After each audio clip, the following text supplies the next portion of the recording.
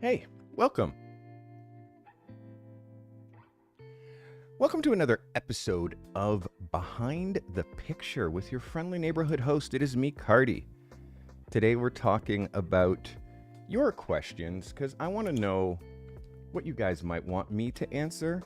Every once in a while, I think it's necessary to do a answer your questions episode because, again, I think there's not enough pro photographers that are taking the time to talk to emerging pros like y'all. So that's what I try to do. I try to do that at least every couple of weeks. I think it's necessary. So glad you guys are here. If you're tuned in live, welcome. Welcome, Scott. Welcome, James. James, thanks for being here first, my friend. Teresa J, welcome. Thank you. I'm glad you're here. Stephen C, I am glad you're here. Stephen being very helpful, saying make sure you hit that thumbs up button. Hit the like button is what Stephen is saying. Amazing, Stephen. I thank you. I thank you. I thank you.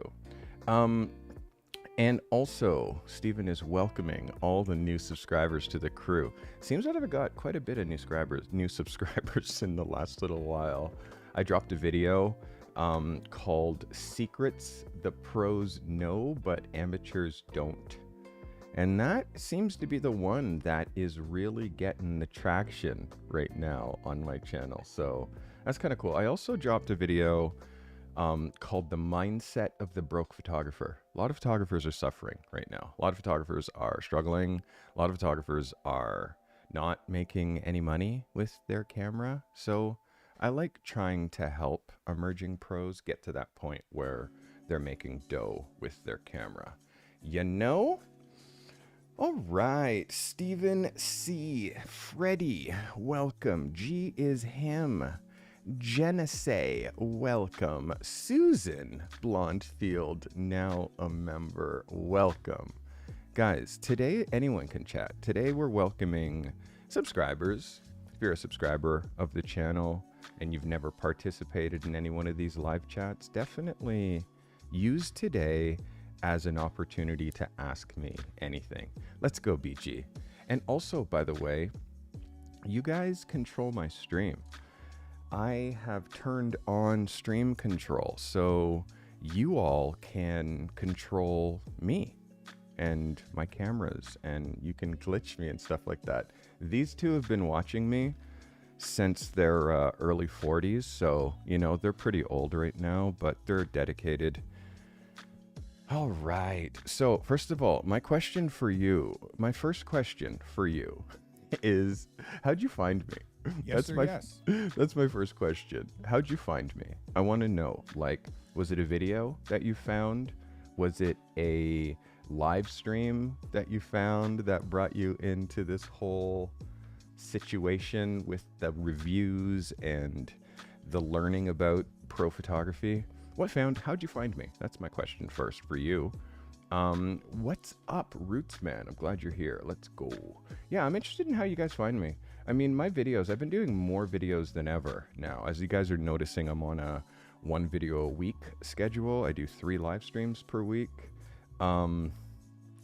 James says, I was in the Valley of Despair when I found you. That's, the Valley of Despair. Many of you might not know James's reference. The thing about professional photography, and whenever you're trying to start any kind of professional endeavor, it probably feels like this diagram that I'm about to show you.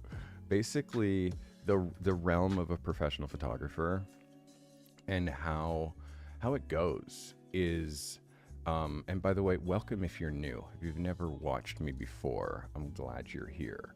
This is how the realm of the professional photographer goes. It goes like this. Oops, not so curvy. Let's do it like this. It goes like that. Okay? This is the realm of the professional photographer. And it starts here on the upward trajectory. And right here, we call this an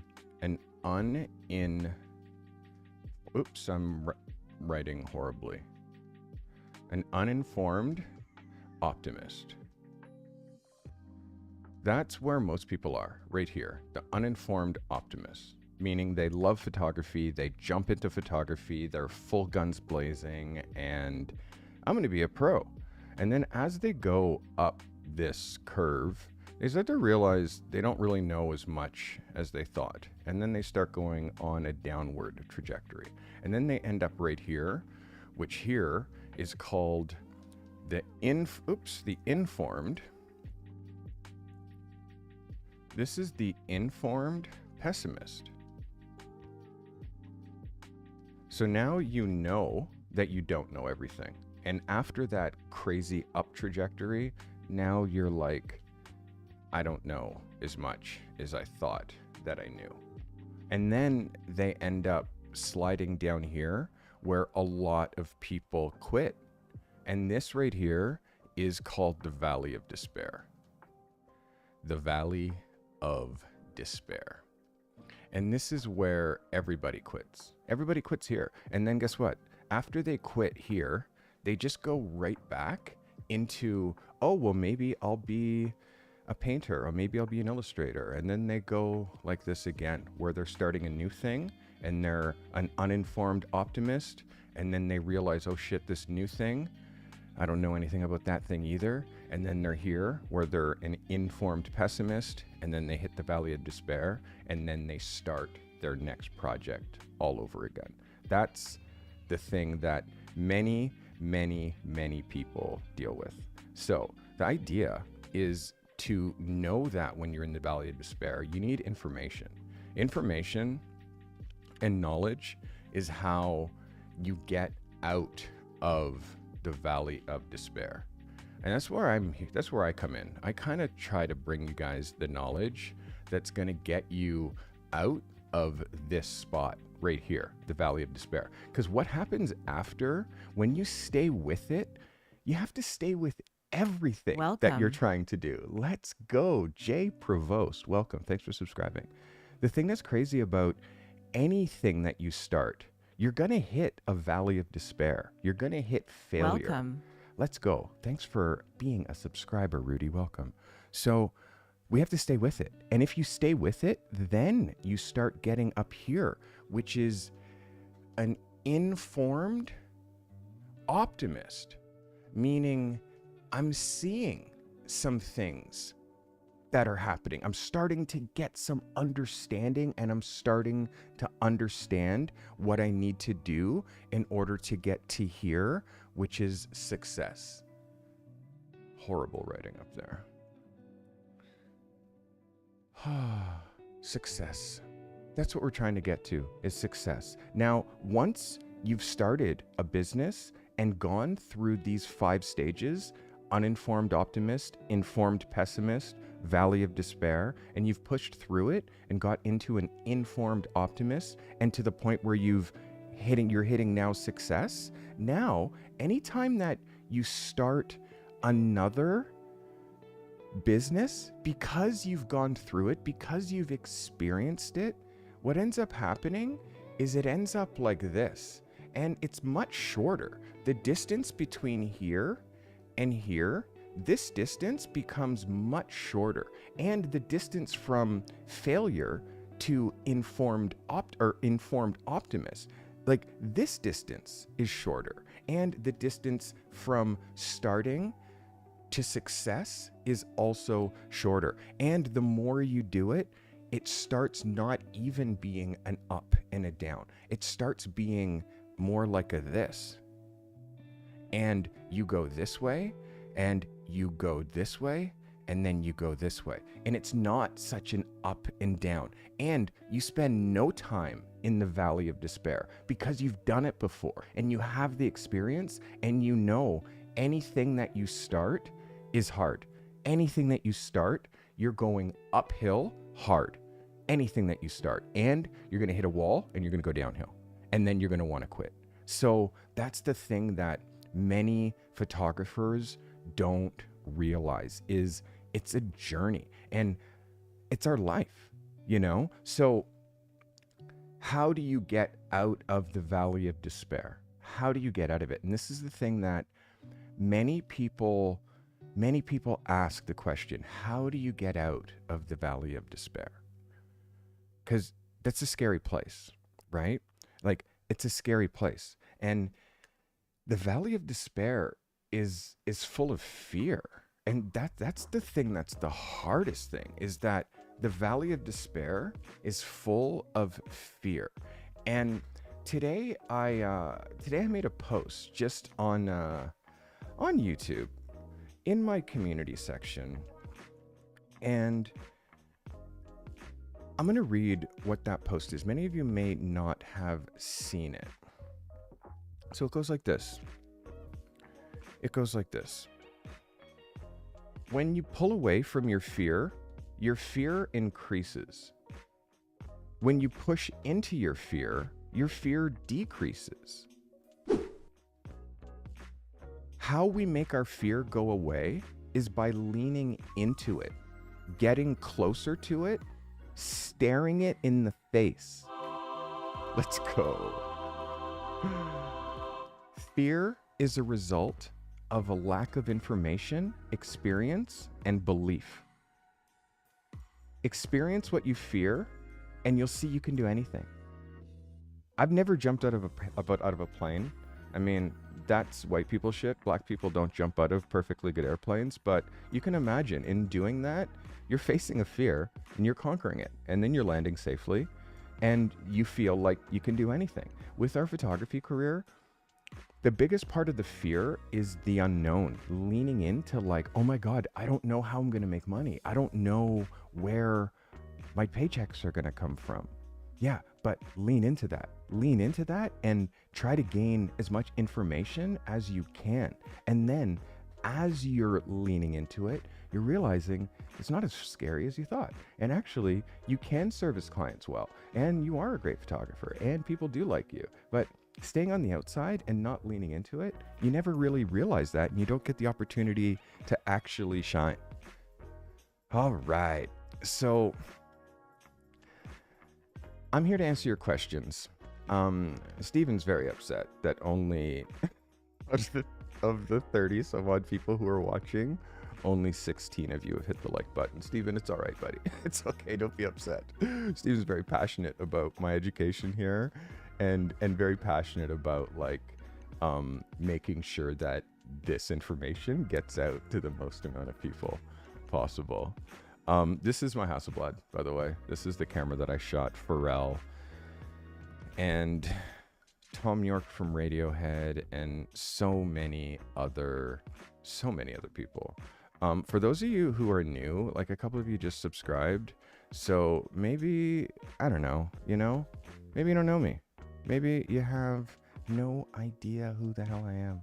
Treat everybody like a superstar, famous people less like a superstar. I treat famous people like real people. I started as a photographer, I would say professionally, when I was 20.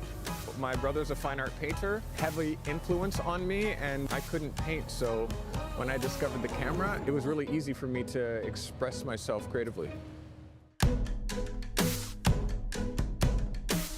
Everybody's in the business of glorifying celebrities, so capturing them, it's already glorifying them by photographing them.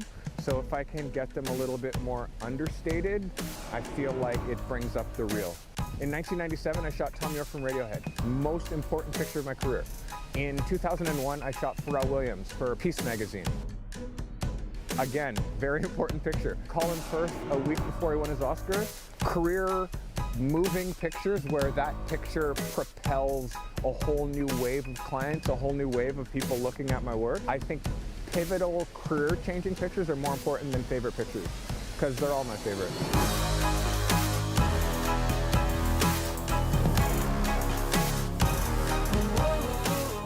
The whole idea is make good stuff and share it and do it every day.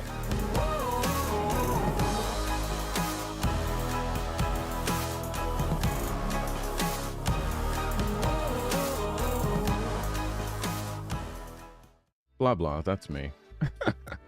That's me. If you're new, some people don't know why this bald dude's talking. By the way, I have hair. I just choose to cut it off. Why I'm talking photography. And I don't have a camera around my neck. I don't have 14 cameras around my neck and 25 cameras around me talking about lenses and stuff. I'm a photographer that doesn't talk about cameras. I talk about photography. Sorry. I talk about the mindset of being a photographer, because everybody and their mother has a camera, and that does not make them a photographer. So people watch me who are trying to be photographers. People watch me who are trying to be working pros. Oh my God. Member. Calligraphy. If you gift one more membership on this gosh darn channel, geez, the generosity of calligraphy is insane. Calligraphy donates New member. a gifted member. By the way, David, photography, you just got gifted a membership from Calligraphy, who is so incredibly generous. My Carty crew is insanely generous. The people who watch this channel, the people who watch this channel are some of the most kind, generous, lovely people you've ever experienced. And in fact, I gather them in a community. I steal my viewers and I bring them to this community called Discord. And this Carty crew community, I have almost 600 photographers there sharing work. And I do photo reviews every Thursday and help these photographers. They talk to each other. They help each other. It's like, if you're not in my Discord and you're like, why is my photography not? It's like, yo, because you don't have a community. You need a community. That's the whole point. Community. Photography community.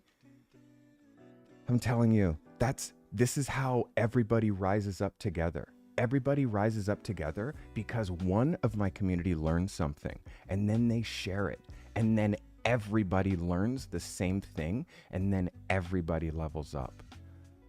If you don't have someone who's sharing information with you that's helping you get to the next level, people who you can have conversations with, like this photography community is probably, it's one of the smartest things that I've done. Like beyond starting YouTube, the community is what propels this channel. It's incredible.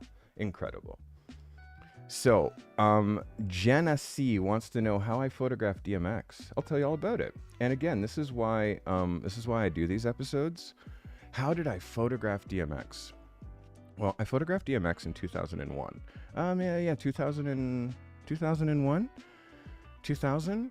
And I'll go to my website so you can get a sense of how you find this work. You go to stevecarty.com, you go to classics, and you'll see all of these bangers that I've shot, like Pharrell and Daft Punk and Ciara, Kanon, General Romeo Dallaire and Ludacris and Sandra Oh and Pete Rock, Kanye West and Ja Rule. And so the question is, how did I get to shoot DMX? Well, let's go to the DMX session.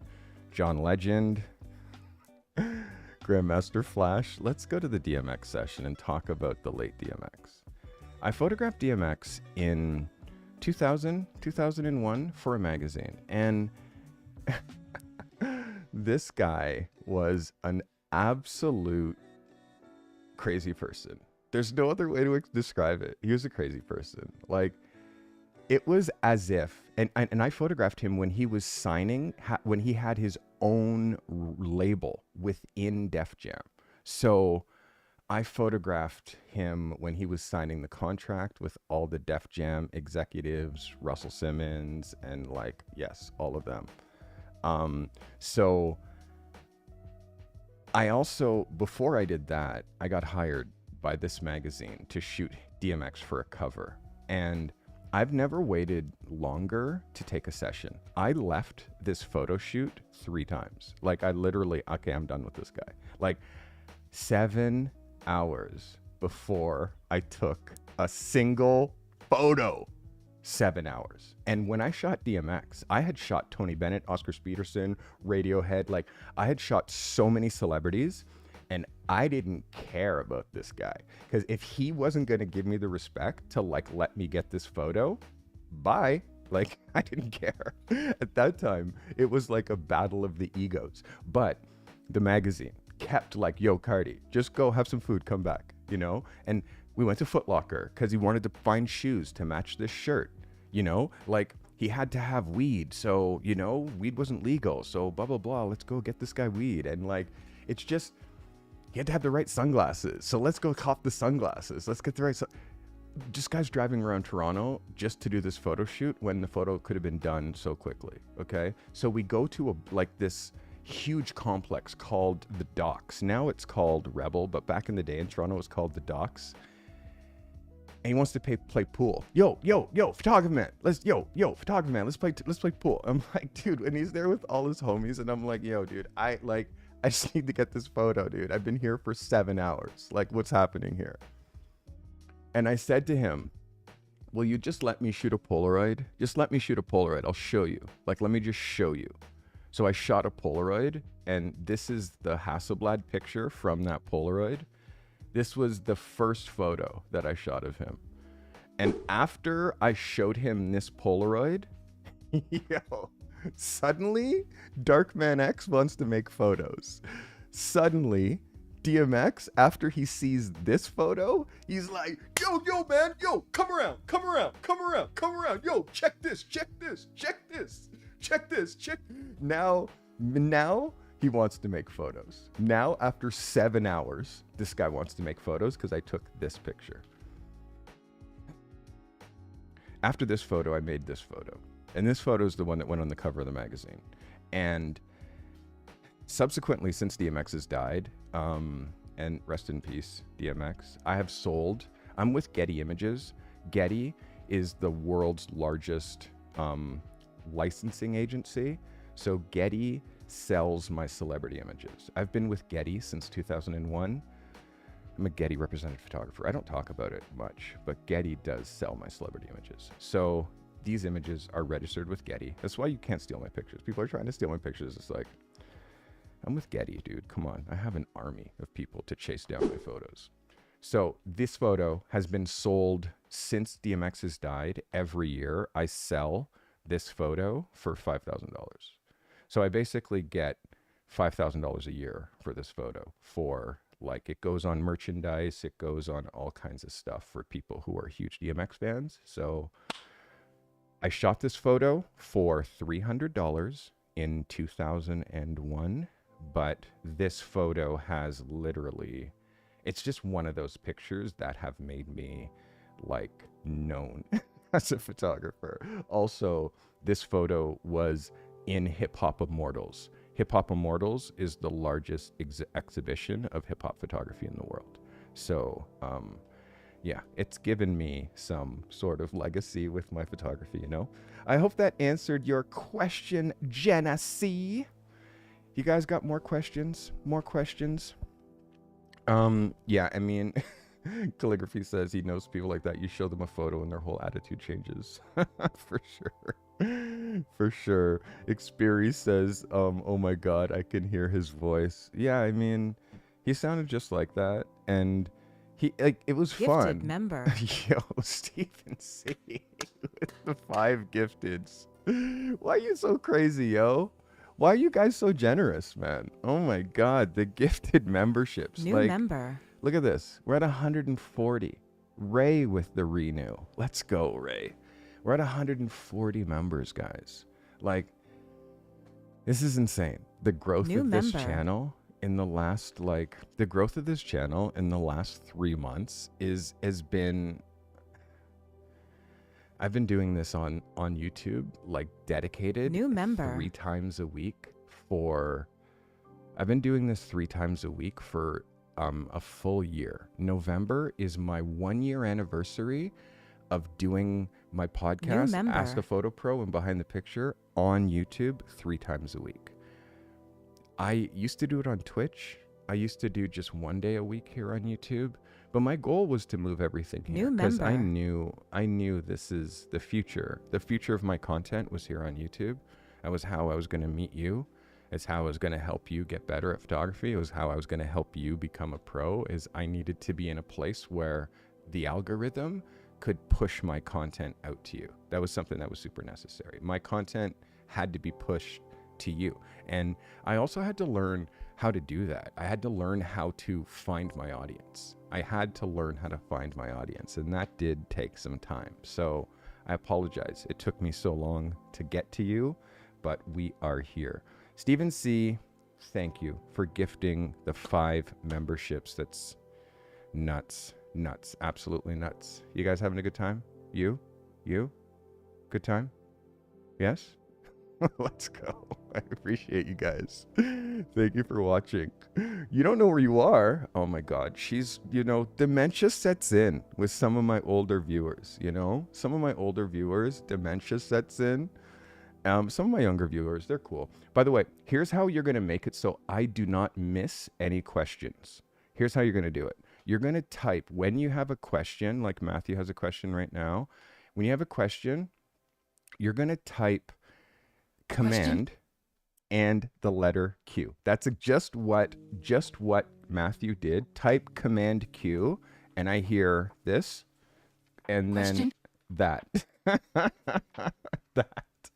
Matthew says, how did you take what you felt deep in your soul and externalize it with my camera? To show others through my images how I feel and think inside. That's a deep question.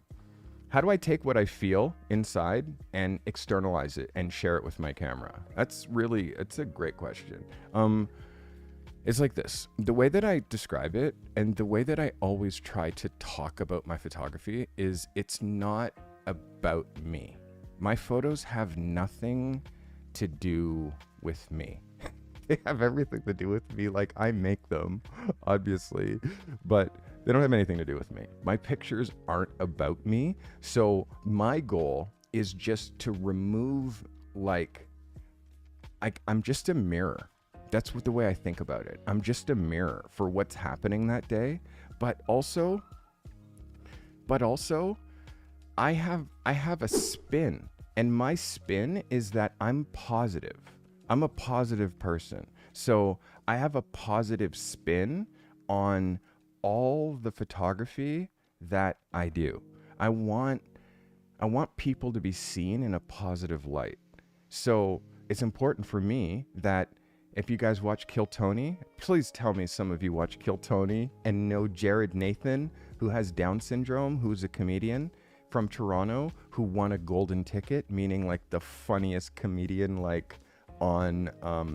anyways, he won a golden ticket. For those of you who know Kill Tony, Jared Nathan is from my city. And I saw Jared walking down the street. And again, he has Down syndrome. And he was coming from CAMH. He teaches there. And I screamed. Like, I was across the street. And I said, is that Jared? Is that Jared Nathan? Like, I had just seen him on Kill Tony like 2 days before. And he was like this. Like, it was if someone from the sky was saying his name. And like, he looked around and he's like, you know my name? Like, I swear to God, I'm going to cry talking about this story, man. He said this. He says, you know my name? And I said, yes, I saw you on Kill Tony. Like, you're famous. And I think that I was the first person that had ever recognized him in the wild. Like, I know who you are. You're a comedian. And number one, I was with Julie. Like, he literally almost cried. He couldn't believe that I knew him. And I said that I wanted to take his picture. Like, please let me take your photo. And I did take some selfies or whatever with him that day. But I said, Jared, you're going to be famous. You need headshots. Like, let me take your photo. So I gave him this free photo shoot. It took him 3 months to get it together to like meet me, and like he forgot lots of times and completely so for me, I'm selfless. Like, I just try to give my gift to people, and not everybody can afford to pay the rates that I charge for photos, but certain times, like, it changed this guy's life, and he uses my photos for all his promos when he's on tour or anything like that. And I gave him the respect that he deserved, so yeah, I try to not put my ego on photos. Like, That's another thing that's super important is like, just because I can do all of these insane things with my camera, it doesn't mean that I need to. It doesn't mean that I need to. What I do is I showcase the person in front of my camera. It's not about me. It's not about me. It's like, these are all Steve Carty pictures, but when you see them, you're not thinking about Steve Carty. You're thinking only about the subject. You're thinking only about the person in the photograph. And I just want my photos to be able to be digested really easy. I want you to be able to look at my photographs and absorb them really easy. I want them to make sense really simply. And I want you to connect with the subject instantly. It's my goal. Super simple. I hope that answered your question. It's not about me. It's not about me. Like, I mean, I'm just a positive person and I make everybody feel like they're a superstar. Watch my dopamine video. You can make people, you can make your sessions feel like this is the title. It says dopamine hit. It's a pink background. Watch that video. I'll talk literally about how I do it. Yeah, it's just, my photos aren't about me. They're about the people who are in the pictures. Hope that helped you. So Teresa says that she's a musician. And Teresa is having the hardest time with the command question. Just command question. That's it. And then that's it. And then nothing else. Do this. Watch. You go command question, command Q, enter, question, then type your question. Super simple. Okay, Teresa says, I'm a musician. I'm going on tour in March. What advice do you have for traveling, flying with your camera gear? This is, I'm an addict for bag. Like an addict for bags. Like I have the exact right bag for every situation. If you're flying, you have to bring the most expensive gear. You can't check. You can't check your cameras. You can't check your lenses. In fact, there's such a liability for the airline to check your professional photography gear that they don't do it. You have to bring this with you. So I have a backpack that has my lenses, my laptop. That stuff comes with you as your carry-on. Because you're a female, you can bring a purse or like a big purse with some other shit in there and you're fine. That's how you do it. As far as like traveling with lights, traveling with stands and stuff like that, I have bags for my stands. Like it is a stand bag. It's a triangle like this. It's super long. I mean, it's triangle like this. Like it's massive. And like 4 stands go in there. Zip that up. And I have another one for my tripods. And then like tripod, monopod go in there. A couple of heads that get zipped up. Everything's labeled, everything is zip tied closed, and then I just label everything in that stuff. The stands and supports, like that stuff gets packed. And then my lights, I have flight cases. I have Pelican cases for my lights. So that's how I use that. James is saying get insurance to keep the expensive stuff on carry-on. Yeah, I mean, that's a given. You have insurance when you're traveling with your gear. But also like, yeah, you have to, because the airline only is responsible for like $150. So if the airline loses it, they're just like, here's $100, you know? So, yeah, you just, and also I have a problem with packing. I overpack usually because when I'm traveling, I have to have any possible thing that I could possibly need. So there's lots of cords, lots of devices, lots of cameras, GoPro, you know, Osmo, like lots of lenses, like, so, but you have to kind of bring just what you'll use and just what you'll need, not what you think you might use. Think of like, I need this for this, I need this for this, I need this for this. And I also, lastly, this is like, if you want to be super next level advanced, Teresa, super next level advanced is yeah, one second. Super let me just find my Yeah, I do this. Whenever I'm traveling, I have these lists. So I create these lists, and whatever I'm like, if I'm traveling, this is what I do, is I have a list that has all the things that I need. And as I grab them, I check them off. So it's just, I do this with everything that I'm traveling. Like, and if I'm camping, it's like all the stuff I need for camping, you know? So this is what I do, is I create a travel list wherever, and exactly everything that you're bringing, and that is especially your gear, and then you can separate it, and then you just go through your bag, make sure you have everything. And if you think that you need something that's not on the list, physically put it on the list and then actually bring it. So this is another thing that I do to just make sure that when I travel, I have every single thing that I need. So yeah, just make a list, check it off as you have it, check it off as it's packed, and then the next time you go travel, just uncheck all that stuff on the list and then just start it again. I need this one for this job. Rootsman Chin, what program am I using for my list? This is just Apple reminders. Like Apple reminders, again, I don't know, and I do not want to have the PC versus Mac argument, but if you're a creative and you're not on a Mac, what are you doing? Everybody who's a creative, the whole industry is run on Mac. The whole industry. Every art director, every magazine, every photo editor, everybody who hires you is on a Mac. Every photographer should be on a Mac, because the color on your monitor between system to system, how the programs work between system to system. Let's go, Jeffrey. Thanks for being here. Everything with Macs, and I use so many Mac system things in order to organize my life. So I hope that you're on a Mac, Rootsman. I hope that you are, because it's not just the reminders. It's the way that I use my calendar and what my calendars look like, and how I have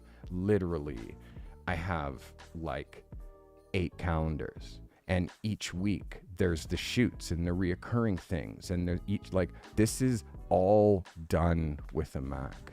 So yeah, and being able to add people to your calendar and share events and all this stuff. I mean, yes, you can use Google to do that kind of stuff, but I don't know. Apple is my ecosystem. As you can even just looking at my desk. Oh, that camera decided to die. Even just looking at my desk. Let's get this camera back up. Nope. Oh, there it is. Yeah, just looking at my desk, you can see like Mac Mini, 2 4K monitors. If I back up, you'll see my MacBook Air that I'm using in order to put these chat messages on the screen, like Teresa, and OBS where I'm streaming from. So and then my iPhone, my AirPods, like I have 2 iPads, for God's sakes. I'm in complete Apple ecosystem, and a lot of people are afraid to buy into the Apple ecosystem, but it's just better. Sorry to say, it's just better. How do I power the lights for an outdoor shoot that was featured in a video clip that played earlier in this stream? Scott, that's a great question. Great question. I'm going to show you. Those particular lights, Scott, are video lights. Number one, they're video lights because a majority of that shoot was being shot for that segment. A majority of that video was being shot for that segment. So I did that shoot using video lights, and I'm going to show you the video lights that I used. And then I'm also gonna, I have a bunch. If you go to my pro photographers recommended list, it's in the description of the video that you're watching. I'm just scrolling right now to find you what these lights are. They are right here. But again, these have been discontinued because there's so many other ones right now. So these lights right here, these are RGB. These are not. These are just the bi lights. But I have these, which are like multicolor lights that they run on battery. They run on battery or plug in. So I have a bunch of these. And just behind me, like if you look back behind me there, that's the light that's giving this color. And if you look over here, and I move back, that's the light that's pushing in the pink. It's just these.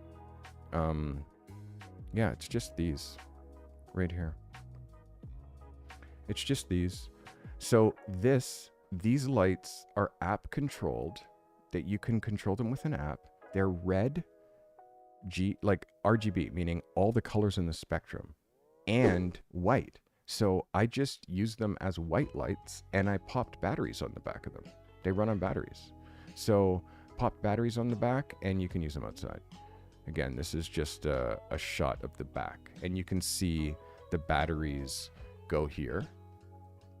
It runs on one battery, but you can put 2 batteries there to make it last twice as long.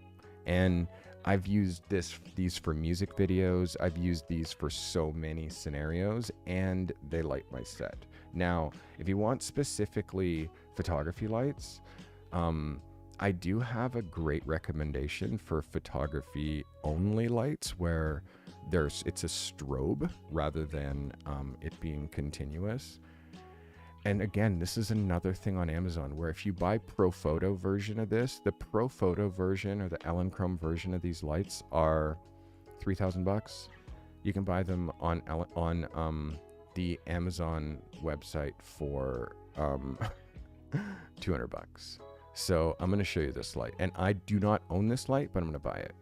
So this is the light. It is a newer head that is 300 watt seconds, which is insane. 300, I mean, I use 500 watt seconds, but for a light that is mobile, meaning you can use it outside, you can attach any head, umbrella, softbox, whatever to it. It attaches to your stand, it comes with a trigger, and you get 1,000 full power flashes. I never use my flash at full power. I use my flash at like a third power, which means you're getting more than 2,000 flashes from one battery, okay? And it's $275, and there's a $40 off coupon. The fact that photography gear is so inexpensive now, nuts, right? So that's that. And then you buy another battery, a second battery that you just plug into the wall and charge for $50. Like, that's what you do. If you want to do cordless outside photography and you're new to shooting with lights, you're like, start here. It's a $300 price to entry rather than buying Pro Photo lights. And like, I mean, definitely work your way up to Pro Photo lights if you need them. But I don't have Pro Photo lights. Like, I have Elinchrom lights, which are better than newer, but I'm also starting to mix in equipment that I buy on Amazon. So I hope that helps you. My actual brother, Les Carty, his name's Opal Customs. You'll see him in chat. If you actually see Opal Customs, that's my bro. Make sure you say hi. What's up, Les? How are you? Thanks for hanging out with us. Did I miss any other questions? Is the M1 Air enough for video editing? Yes, sure. Yeah, of course. I mean, M1, you have to understand, Sebastian, the M1 is insane. The M1, this laptop, like, I could, first of all, they have the M3 now. So you don't, you could buy a used one of these and run your business just from this. And it weighs 2 pounds, 1.5 pounds. Like, this is high art as far as design. I love this machine. And again, it's like, I run my machine, like, I have two, like, this M1 MacBook Air is the same as my M1 MacBook Mini or my Mac Mini. But this I have 16 gigs of RAM and I have 512. This one is just the factory. This is just 8 gigs and 256. But what I would do is, if you want this one, get one that has 16 and 512 and you're rocket. But why do that? Because you can buy an M2 for the same price, brand new right now. So that's my thing. But yes, you can. Absolutely. Absolutely, you can. You can for sure run. So, and also BG's asking, what did I use to shoot DMX? I used this. The Hasselblad 500 CM Classic. This is what I shot DMX with. This. And also, by the way, this camera I bought when I was 21 years old. I bought this camera in second year Ryerson in 1991. And you can see this is a 1991 Hasselblad, which also happened to be the 50th year anniversary. So I have a anniversary edition Hasselblad. This was my working camera for 20 years. I'm the only owner of this camera. And this is what I shot DMX with. Yeah, this one. This is what I shot all of those big celebrities with back then. And it's weird because I was the only photographer that was shooting with Hasselblad. Everybody else was shooting 35, which is why my work, my photography, my everything stood out, because I started my career with this. Not a lot of people had Hasselblads. By the way, I got a grant from the province of Ontario, the government of Canada. I got an, what was it? A $3,700 grant and an $1,800 loan to go to photography school for my second year. I took the $3,700 grant. I went directly to the camera store and I bought a Hasselblad. And then I quit school and started a studio. So yeah, that's me. Yeah, there was no other way for me to have got a Hasselblad at that time, but I got mine for free. Well, not really. Like, I ended up, I got a grant the last year they gave grants, which is crazy. You're considering a 14-inch Pro Max. That,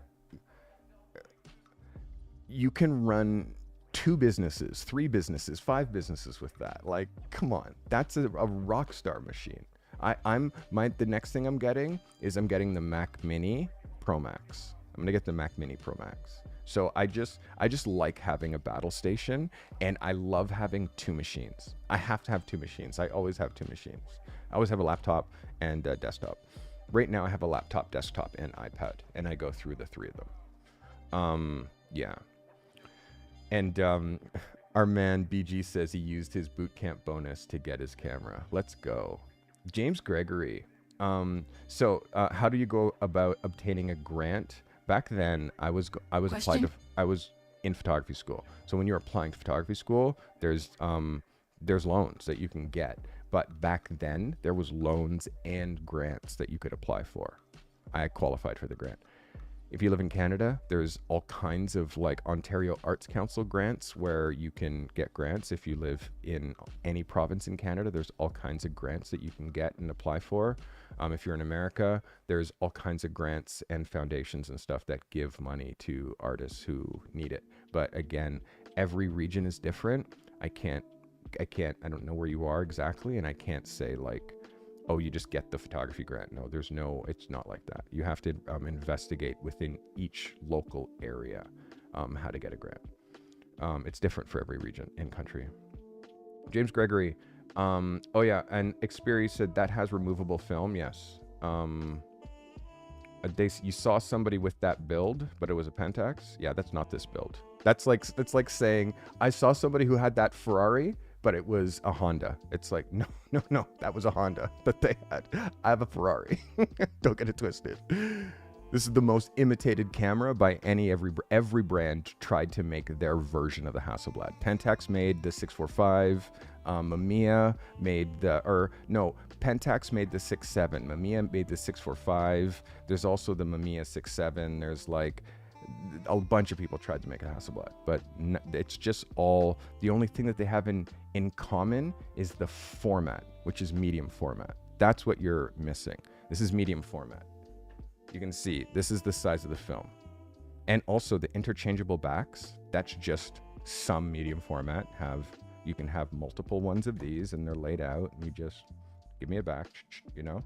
So yeah, it's the format. It's like saying a 35mm camera. Oh yeah, my friend has a 35mm camera. It's like, and I'm showing you my classic Canon and you're like, yeah, my friend has that camera. It's an Olympus. It's like, no, it's the same format, but it's not the same camera. All right, next question. Scott, on Thursday, I suggested using Photoshop for pro-level editing. There's a world of Lightroom tutorials out there. Same. It's like, just like there's a world of Lightroom tutorials out there, Scott, there's a world of Photoshop tutorials, like a world of Photoshop tutorials. You just have to dive in. And the way that I describe it, in making notes, this is the simplest way, because I love making notes. It's like my favorite thing.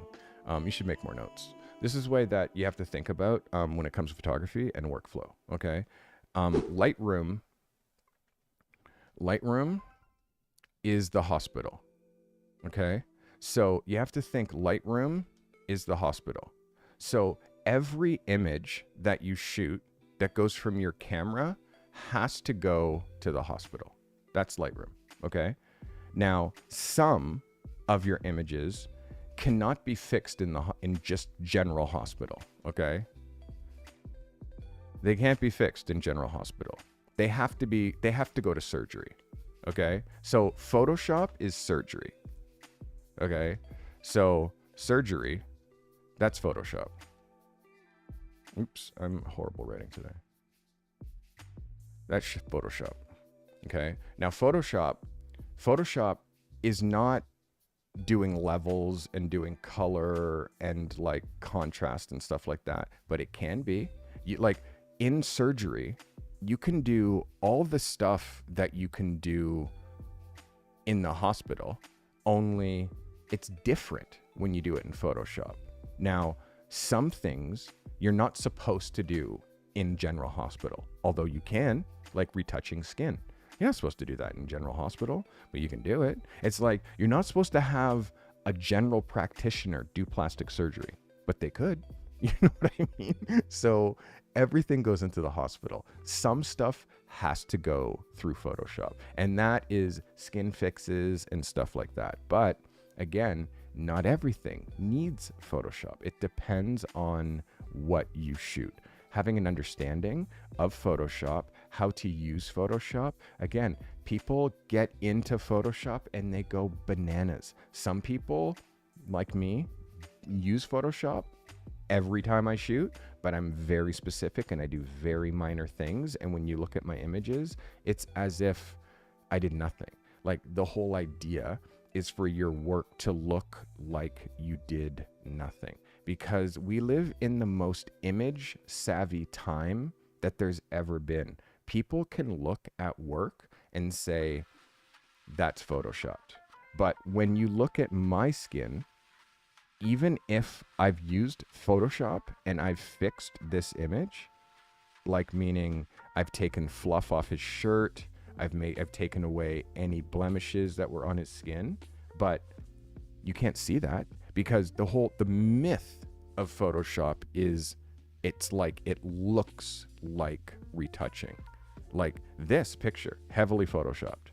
His hoodie is in black and white. In fact, the whole picture's in black and white. In fact, the only thing that's not in black and white is his face.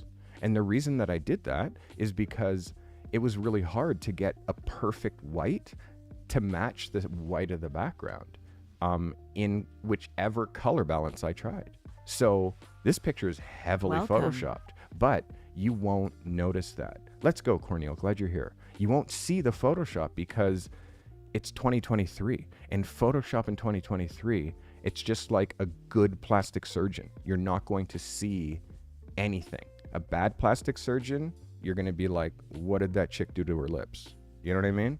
What did that guy do to that photo? It's like, ugh. You know what I mean? good Photoshop, you don't see it. That's 2023. So there's lots of tutorials, Scott. Just like there's tons of, like, there's Adobe tutorials on YouTube from Adobe about Lightroom. There's a Lightroom channel on YouTube. There's a Lightroom channel. There's a Photoshop channel. And there's so many creators that are doing Photoshop specific content. So get into it. Scott's in the Discord. And there's lots of people, Scott, who are trying to help you, buddy. There's lots of people who would die to help you. They love helping, you know? So it's all good. Cornel, glad you subscribed, my guy. Thank you. I appreciate you. Who else subscribed in the last few moments? Someone else subscribed there. Thank you, whoever you were. Well, let me just find the name, shall I? That person who just subscribed. Boom, boom, boom, boom. Rogerio, there's lots of people. All right, guys. So more questions, please, because, you know, we can't be here forever. I'm going to go for a little bit longer. I have a couple more questions. How often do I collaborate my 4K monitors? I don't collaborate my 4K monitors really at all.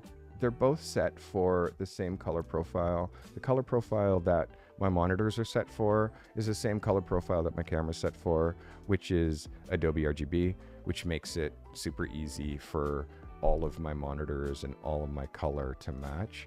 Also, these are the same monitor. This is an LG 4K. This is an LG 4K. They're the same monitor. The only difference is one is 32 and one is 27. So I don't collaborate my monitors. And if you look at the color on this Mac screen against these, they're exactly the same. There are people who are hyper crazy about calibrating their monitor every 14 seconds. Like, I mean, Tin House Studio, Scott Gunnarsson, Scott Ciccino, what he's doing and what he needs to do for his work, he needs his packaging to be exactly this, like, so he needs to calibrate his monitor. But again, I think that, I don't know what monitors he's using. I don't need to collaborate my monitors like that, calibrate my monitors like that as often. All right, what else? Ask me some more questions or I'm gonna disappear. Lots of stuff to do today, guys. So get into a couple more questions, which I'm happy to answer a couple more questions. Thank you, by the way, everybody who has become a member today. Thank you, everybody who has subscribed today. Thank you, everybody who donated memberships today. Appreciate you all. So yes, Larry and James, what's the definition, in my opinion, of a pro photographer? A pro photographer, in its very definition, is someone who makes money to make photos. You know, if you've made money to make photos, you're a pro photographer. Now, as far as like when you're a working pro and you only make money from photography, that's another thing. You know what I mean? Well, you can say you're a pro photographer, but you have 17 jobs and you've made money with your camera once. Like, you know what I mean? 17 other jobs that sustain your life, and pro photography is one of them that you're not really making money at. You know, listen, you have to state your claim. I think it's necessary, James, to state your claim to be like, I'm a pro photographer. But that's more for you, you know, meaning like you have to set your target. Like, my target is making $100,000 a year with my camera. Set your target, and then along the route of that target, you'll find yourself being a pro photographer. But that sort of like, when can you call yourself that? Well, the second that you've taken a transaction for money for a photograph or a photo shoot, you're a pro.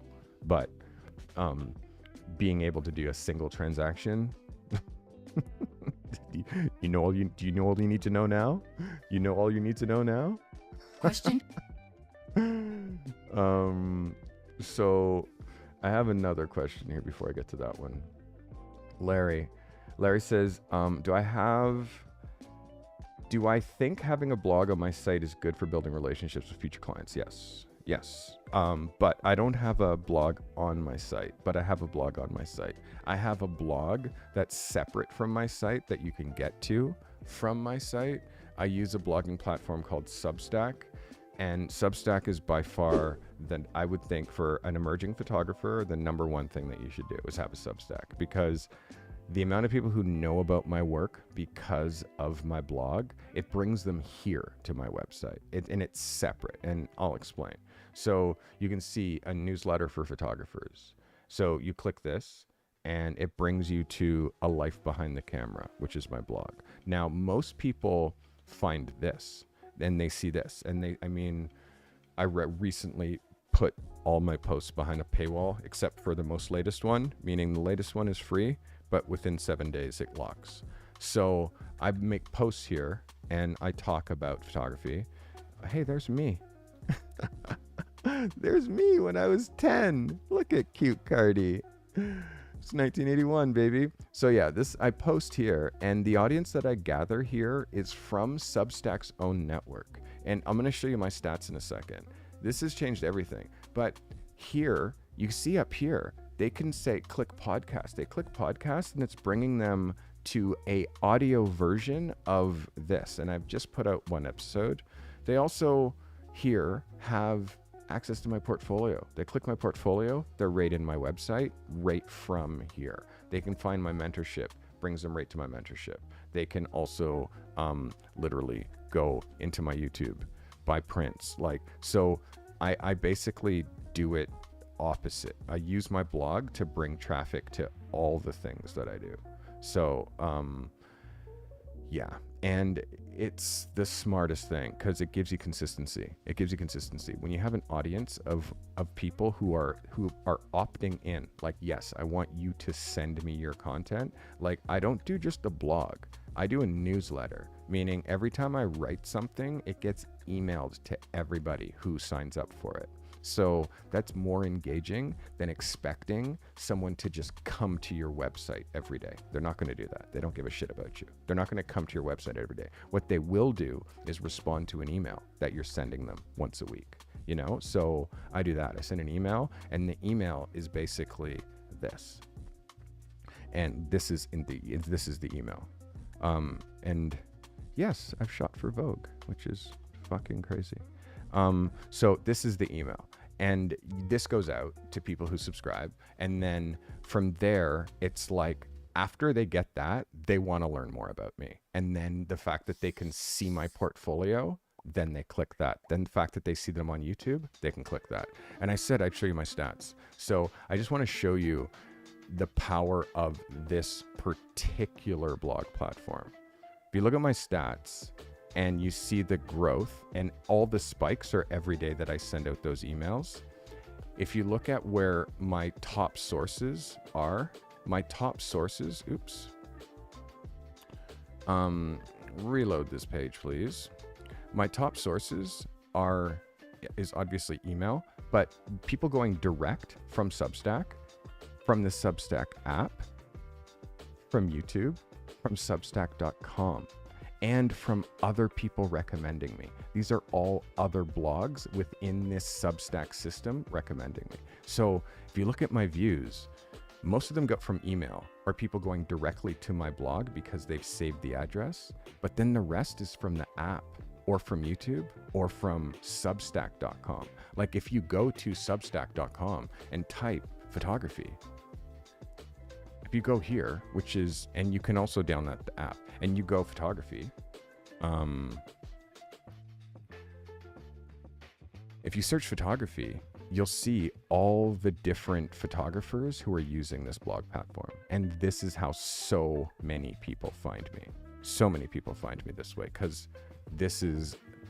I don't care if you're using Squarespace or whatever, this platform, the platform itself causes growth. It's insane. It's insane. Like, I have almost 800 people on my list, and I haven't added anybody organically. And of those 800 people, like 600 have come from the Substack network. And because Substack is marketing for me, they now find my YouTube, they find my website, they find all this stuff. So yes, blog, and it's great for consistency, and have a theme, have a thing that you do every week and bring value to people. And does it bring future clients? It depends on what you blog about. If you blog about, it depends on what you blog about.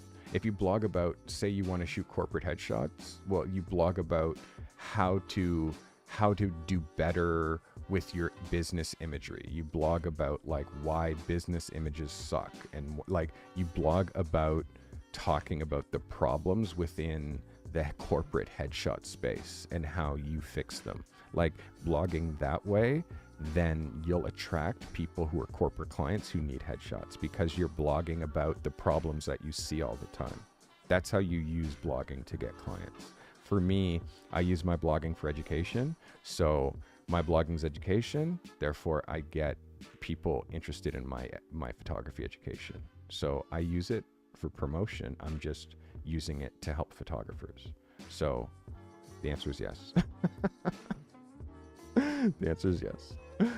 All right, I got a time for, we're gonna do 2 more questions, guys. 2 more questions. First 2 that hit me up is going to get answered. Yeah, first 2 questions. Carl says, I just joined. Let's go, Carl. Thank you for being a new joiner. Yes, so guys, if you have no more questions, I'm gonna peace out. But I'm hoping that you guys got, oh yeah, that's the question. I missed that. Sorry, you did ask me that, Rootsman, already. I missed it. Do I still use my Hasselblad for jobs, and do I have a digital back? Do I use it for jobs? No. Do I have a digital back? No. And the reason is because the back that I wanted was like, thank God I didn't buy it, because I almost bought a digital back and it would be obsolete already. That's the thing, like, there is a back that I want now that's 50 megapixels. I'll buy that one because it's compatible with this. It works without having to have cords or shoot tethered, because again, those digital backs, you'd have to be plugged in, but there's a digital back now that you can just attach to this and walk around with it. But it comes with the camera, meaning Hasselblad digital back. So yeah, it comes with the camera. I'm gonna show you. It's yeah,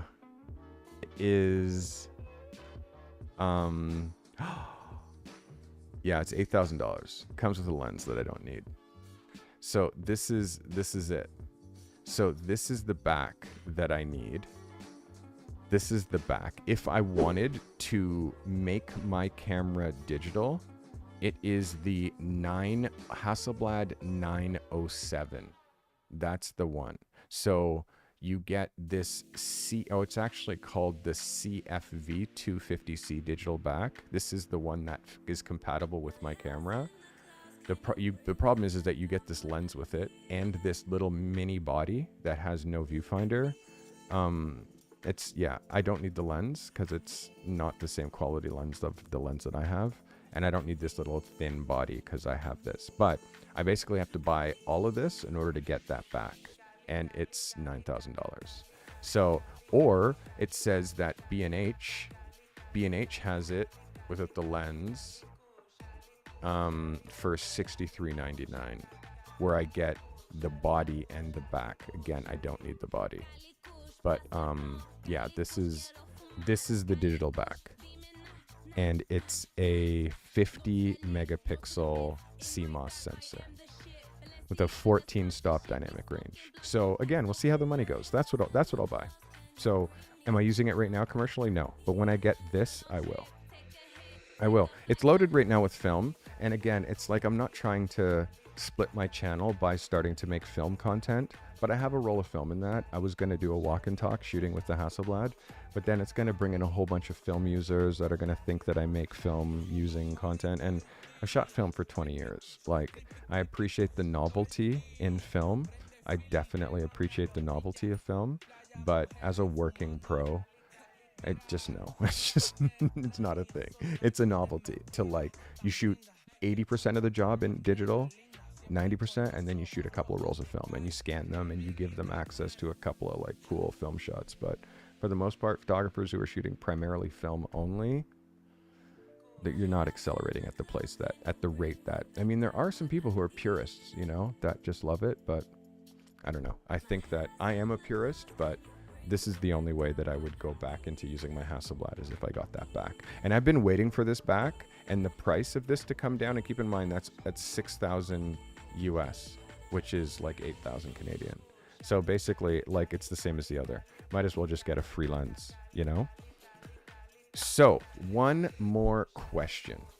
And Scott says he can still smell the chemicals. Yeah, that's the same thing. I processed from age 14 to age 34. So I also had uranium poisoning because there's uranium in developer, and like I never wore gloves and the uranium goes into your bloodstream and all this stuff. It was like, I did it for 20 years. And it's also, here's another secret. By the way, I don't know if you guys have ever seen me outside, but anybody who knows me, I can't be outside without sunglasses. I can't be outside without sunglasses because I've been in the darkroom for 20 years, my eyes are so sensitive to light that even on a cloudy day, I can't be outside without sunglasses because my eyes water nonstop. As soon as I go outside without sunglasses, my eyes start pour water because I can see in the dark because I'm used to being in the dark. So yeah, I always wear. And yeah, uranium poisoning. Silver nitrate is so toxic. It's like, light sensitive material is so toxic, I'm telling you. And also the other thing, the amount of garbage, like, yes, there's a lot of raw materials that go into these camera bodies, these digital bodies, but the amount of garbage that you create when you shoot film, like especially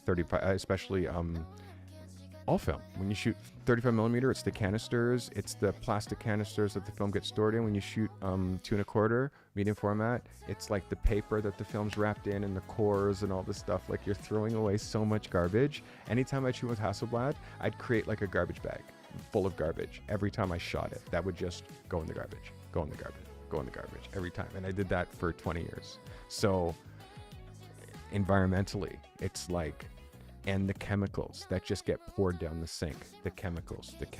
And it's like, oh no, there's silver recovery systems and all that. It's like, trust me, that shit's just getting poured down the sink. So it's like, yeah. Last question, guys. Last question. Yeah, I mean, the plastic containers were reused by the street drug industry, of course, the film containers for sure. What's up with DSLRs being pushed back by camera companies? DSLRs are over. It's over. From a photographer who's been shooting for 30 years, I'll tell you. I shot, my last camera was the same camera that Scott Cicchino shoots with, which is the 5D SR. I was also sponsored by Canon. I was sponsored by Canon for 2 years before Peter McKinnon. The DSLR was a thing when it was a thing. The DSLR is like, you're actually looking through the lens. You're seeing through this. But what happens also when you do that is there's a mirror. And that mirror, much like there's a mirror in this Hasselblad, like you can see the Hasselblad has a huge mirror. You see that mirror, right? Like that mirror is huge. And when you turn it and it slaps, actually I can't do that with the dark slide on and this on. Let's take this off. Question? One sec. This is my last question, Rootsman. Sorry. That slap, and when you wind it, it comes back down. That slap causes a lot of camera shake. And because it causes camera shake, it causes instability in the camera. And once they went to mirrorless, the camera doesn't have the mirror anymore. And there's no more slap. So you're able to shoot at way slower shutter speeds. Because when you take a shot with this, like when I open this camera, this mirrorless, you see there's no mirror. It's just, and look how thin it is. It's just, and the craziest thing of all is when you look through here, in here, you're looking at a screen, but it is, and the R5 is so sick. You're looking at like what feels like it's reality. It's exact reality. The crazy thing is if you change your exposure, that you can make it so the exposure drops down visually through the screen. I have it not set like that, but you actually get to see exactly what the exposure looks like. And then the playback, when you hit play, you look through there, you're seeing the whole image like I've never, like it's like you're literally looking at a 8K screen. Like mirrorless the eye tracking, I'm telling you, mirrorless has made me a better photographer. So anybody who tries mirrorless, like, they just don't go back. So it's so much better. And when you get a high-end mirrorless, it's so much better. DSLRs, it's just, the technology is over. It's over. There's no eye tracking. You can't track movement in video, which with mirrorless, you can track movement. Right now, I'm using a Canon R50 mirrorless camera. This is a Canon R50. And you can see, I put my hand here and it'll take away from my eye tracking, and now it's focusing on my hand. But when I move this away, it sees my eye, and now it's focusing on my eyes. And now wherever I go, it's in focus. So eye tracking is nuts. Same with this one. This is also a mirrorless camera. This is another, I have two two R50s. Yeah, mirrorless there, and a mirrorless there. The eye tracking, man, it's insane. It's insane. And these ones are so small compared to this. Like, look at the size difference, like, of these two cameras. This thing is like a beast compared to APS-C. All right, guys, that was my last question. Yeah, if your DSLR, Susan, has eye tracking, it's not great. It's not, because it's mirrorless have dual pixel eye tracking, meaning they're not using just the single layer. They're using dual, I don't know how the fuck they do it, excuse my language, but they're using dual like, it's so crazy. It's so crazy. It's literally mind numbing. My R5 made me a better photographer, and I had a $6,000 camera, and I switched for a different one, a different $6,000 camera. Guys, I'm being time warped. I hope you found this content valuable. I hope it brought you something. I hope you got the answers to the questions that you might have had today. Know that I do these streams Sundays at 2 p.m. every Sunday. Behind the picture, right here, live. I'm usually presenting a show to you. I'm usually presenting today because I get asked so many questions. And what I thought today was, like, I was going to answer your questions here in stream. And if you didn't have questions, I was going to show you, first of all, how I answer every single comment on my channel. Notice how there's no comments? Yes or yes. Because it says I haven't responded. So I have it set for I haven't responded, and then I refresh, and then every single comment that's here, I read and I answer. So if you look here and I take away the filter and you see my comments, it's insane how many people are taking the time to thank me for the content that I'm bringing. It's really crazy. So many of these people watch my videos, but they don't watch my live streams. So many of these people watch my videos, but they don't take advantage of the fact that I live stream and you can just ask me questions and I'll answer your question directly. So I was going to go through here and pull out some of the questions that are so reoccurring, but just to also show you, when I say I answer every single comment, this is showing you. I've only not answered one right now, which just happened while I was response status. I haven't responded, apply. Yeah, there's just one. So guys, I hope today brought you value. Know that I do this every Sunday. And if you're around during the week, Tuesday and Thursday, I do Ask a Photo Pro. Ask a Photo Pro is at 6 p.m. Tuesdays, usually inspiration, motivation show. Thursdays, I look at your photos. If you're on my Discord, you can submit your photos for review. You have to become a member here on this channel. Become a member, and then that's how you get unlock the submission channels. There's lots of people to help you figure it out if you're not sure what to do. And lastly, I'm starting a masterclass. I gave the assignment, Scott, on Thursday. You got to go back to the end of Thursday's episode. Scott's looking for the assignment.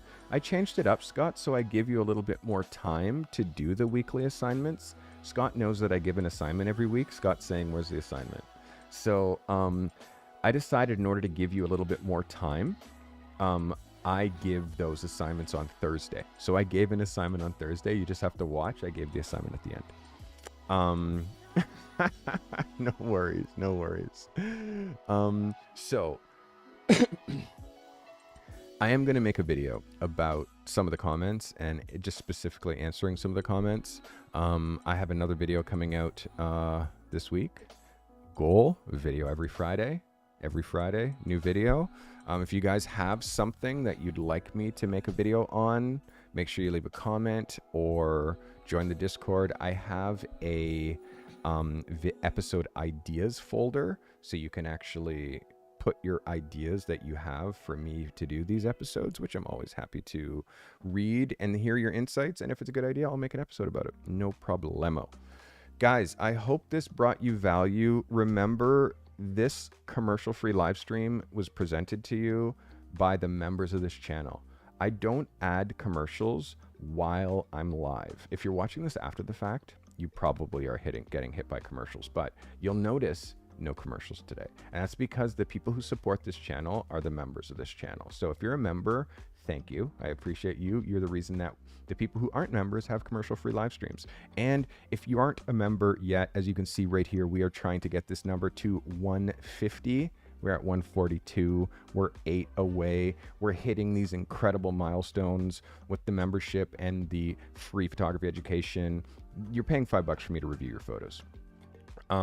But I am adding a new tier. Let's go, Timu. I'm adding a new tier. Been thinking about this for a while, but I am adding a new tier. How? Because I'm building out a course, a whole bunch of pro photography courses, and I want to do a masterclass. I have a mentorship program where I can only take like 8 people, and I have like 7, so I can take like 1 more person into and that's one-on-one training that I give you. You get 2 hours a month with me, but I'm going to do a masterclass, and the masterclass is basically going to be a 2 or 3 hour live stream once a month for masterclass members only, and everybody and you just have to be a member of the masterclass. You just have to sign up for the masterclass tier, because only those people are going to be able to access those live streams. So then what's going to happen is you're going to jump in the Discord and jump into one of the voice chat rooms, or I'm going to give you a link for you to jump into a voice chat room, and we're going to talk. It's literally going to be a group conversation of me with 10, 15, 20 of you. You're going to be able to ask me the questions like now, but we're going to have a conversation. In every masterclass, we're going to be talking about one specific topic, either a problem that's happening within your industry, a problem that's happening within your business. We're going to be talking about lighting. And these masterclasses also is going to be the level that you have to be at in order to watch my photo shoots, because I'm now, as part of this masterclass level, I'm going to be turning on a camera and filming every time I'm in the studio. So if I'm shooting in the studio, there's going to be a camera, it's going to be live, and it's going to be broadcasting everything that I'm doing. So access to this masterclass level, you're going to see me shoot. You're going to see me directing people. You're going to be able to, and some of those, I'm not going to be able to talk to you. I'm not going to be able to answer questions because I'm working. You know what I mean?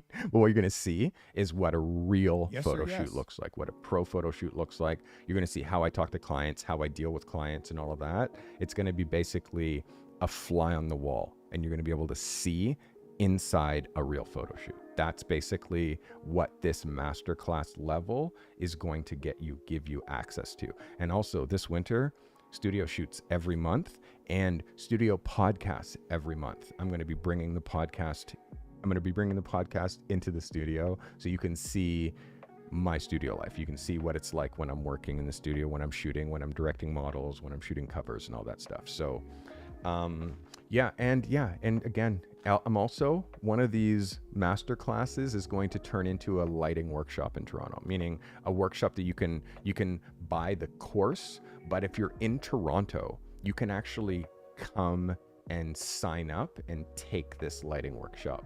It's going to be a small fee, but yeah, I'm going to give a lighting workshop in Toronto. I'm going to do basic lighting, basic studio lighting, and then we're going to do advanced studio lighting, and then we're going to do another course called polish. And polish is like how you see this little thing right here, this little highlight that's on my head here, that's polish. like how you just do the small little things in in your photographs. Like, do you notice like that hustle sign back there and how that subliminally tells you every time I switch to this camera angle, fuck, I should be hustling. You see the good vibes back there, subtle, it's polish, you know, just like these little, the plant, you know, the frames on the wall, like all of these things, like we can put real polish. The pink, by the way, the pink is my branding, but pink is calming, and pink sets you up into a situation where it opens you and it makes you like, okay, I'm ready to listen to this guy. The music that I play, it's all part of the polish. And know that I've done this for a couple of years, so I've really learned how to polish what the live stream looks like. So it's an enjoyable thing. The camera changes, the glitches, the smoke, all the things that I do in order to make it so I hold your attention, all that stuff. It's fun. So yeah, know that polish is another thing that I want to teach, because polish in the studio, like the reflector placement, the blocker, the flat, like the top light, the under reflector, like those kind of little polish things that make a photo go from like $1,000 photo to a $10,000 photo, you know, like that kind of stuff. I think that more shooters need to know that stuff too. Guys, thank you so much for hanging out with me today. I appreciate you.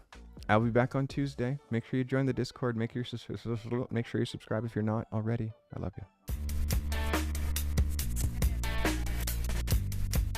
Thanks everybody who hung up with us today. Appreciate y'all. If you have a question, leave it in the comments. You know, I read them all. I answer them all.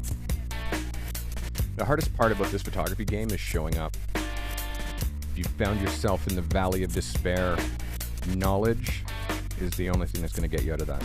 Understanding. There's all kinds of information on this channel to help you.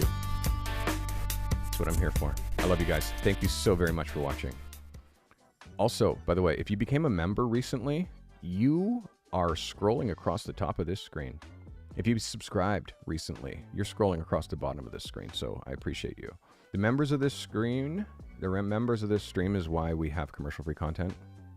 I've been talking for 90 minutes, guys. You got to bear with me. The members of this stream are the reason that we have commercial-free content. Their names are scrolling across the top. Not all of them, because there's far too many. And this scroll only holds 25 people. But the most recent 25, you guys are getting love. Thank you so very much. Make sure you watch another video. There's a mindset of the broke photographer. If you have the mindset of the broke photographer, I made a whole video about snapping your ass out of it. Make sure you watch that next.